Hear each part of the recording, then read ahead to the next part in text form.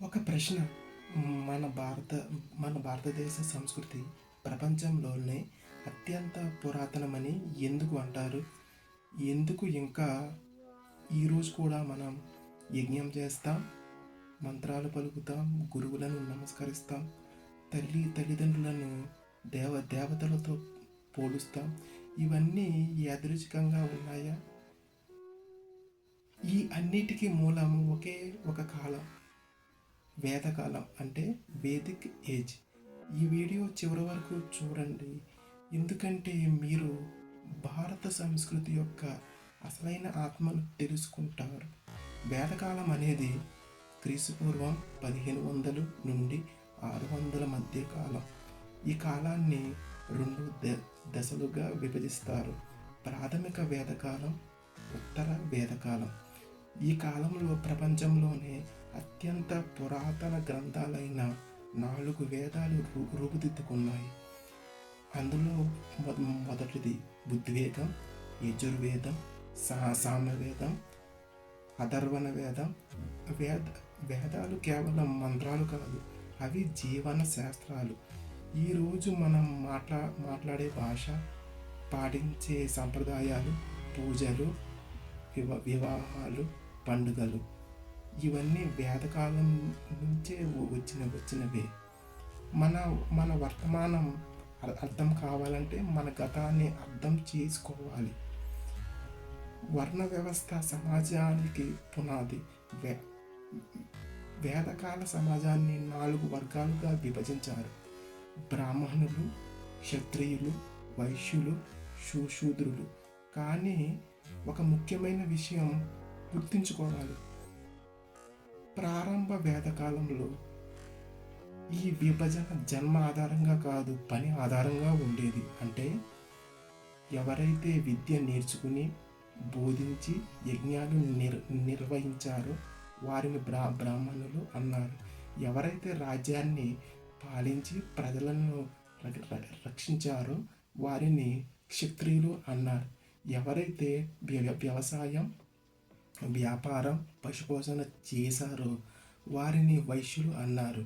ఎవరైతే ఇతరులకు సహాయం చేసి సేవలు అందించారో వారిని శూద్రులు అన్నారు.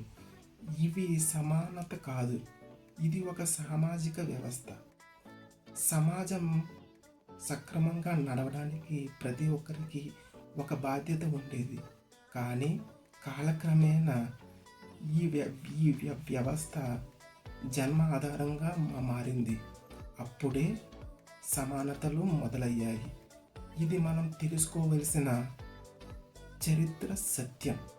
కుటుంబ వ్యవస్థ సమాజానికి హృదయం. వేదకాలంలో కుటుంబం అనేది ఒక చిన్న యూనిట్ కాదు, అది ఒక పెద్ద ప్రపంచం. పెద్ద కుటుంబాలు ఉండేవి. తాత, నాన్న, కుమారుడు, మనవడు అందరూ జీవించేవారు. తండ్రి కుటుంబ నాయకుడు, తల్లి కుటుంబ ఆత్మ. తల్లిని అన్నపూర్ణగా చూశారు, తండ్రిని రక్షకుడిగా చూశారు. పిల్లలకు చిన్నప్పటి నుండి నేర్పేది ఒకటే: తల్లిదండ్రుల గౌరవం, పెద్దల మాట వినడం. అందుకే వేదాలు చెబుతాయి: మాతృదేవోభవ, పితృదేవోభవ. అంటే తల్లి దేవత, తండ్రి దేవుడు. ఇది కేవలం మాటలు కాదు, ఇది ఒక జీవన విధానం. మహిళల స్థానం. ప్రాథమిక వేదకాలంలో మహిళలకు గొప్ప గౌరవం ఉండేది. వారు విద్య నేర్చుకునేవారు, వేదాలు చదివేవారు, చర్చల్లో పాల్గొనేవారు. ఉదాహరణకు గార్గి, మైత్రేయి, లోపాముద్ర. ఈ మహిళలు ఋషులతో తత్వవాద చర్చల్లో పాల్గొనేవారు. అంటే మహిళ కేవలం గృహిణి కాదు, మహిళ జ్ఞాన సాధిక. కానీ ఉత్తర వేదకాలంలో మహిళల స్వేచ్ఛ క్రమంగా తగ్గింది. ఇది మన చరిత్రలో ఒక బాధాకరమైన నిజం. విద్యా విధానం. గురుకుల వ్యవస్థ. వేదకాలంలో విద్య అనేది వ్యాపారం కాదు, విద్య అనేది సేవ. విద్యార్థులు గురువు ఆశ్రమానికి వెళ్ళి గురువుతో కలిసి జీవించేవారు. దీనినే గురుకుల వ్యవస్థ అంటారు. పుస్తకాలు తక్కువ, జ్ఞానం ఎక్కువ. పరీక్షలు లేవు, కానీ క్రమశిక్షణ ఉంది. విద్యతో పాటు నేర్పించేవి ధర్మ, నిజాయితీ, సంయమనం, సాధారణ జీవితం. అంటే విద్య కేవలం ఉద్యోగం కోసం కాదు, విద్య మనిషి అవ్వడానికి. ప్రాథమిక వేదకాలంలో ప్రకృతి దేవతల ఆరాధన ప్రారంభమైంది. సూర్యుడు శక్తి, ఇంద్రుడు వర్ణం, అగ్ని పవిత్రత, వాయువు జీవన శ్వాస. ఈ యజ్ఞాలు ముఖ్యమైనవి. తరువాత కాలంలో ఉపనిషత్తుల ద్వారా ఒక గొప్ప భావన వచ్చింది.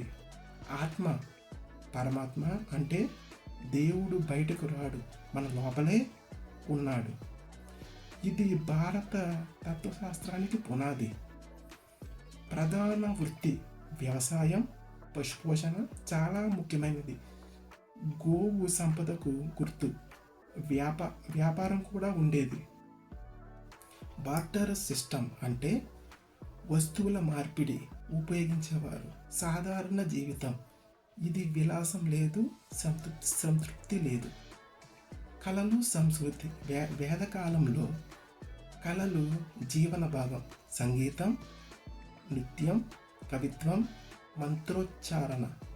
సామవేదం మొత్తం సంగీత రూపంలో ఉంది. అంటే సంస్కృతి వినోదం కాదు, సంస్కృతి ఆత్మ వ్యక్తి. వేదకాల సమాజం భావనలతో కాదు, విలువలతో నిర్మించబడింది. ఇక్కడ మనుషుల కన్నా ముందే ధర్మానికి స్థానం ఉండేది.